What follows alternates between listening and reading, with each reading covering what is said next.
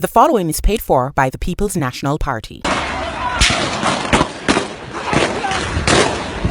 Can you imagine murders gone up double in November? And Minister Mackenzie take 5 days to report the names of known shotters? I'm prepared to give the names if they don't. If the police have the name, and I'm going to wait to see if the police are going to release the names. Why JLP not helping with crime even when they can? Our police need help to protect us. The National Security Minister told the Jamaican people that the government was buying used cars for the police to save money. In 9 months, the JLP government has bought 9 cars. The $600 million they're using to pay their supporters for bushing could buy 120 cars for our police force. $600 million could equip every single one of the 14,000 of our policemen and women with helmets and bulletproof vests.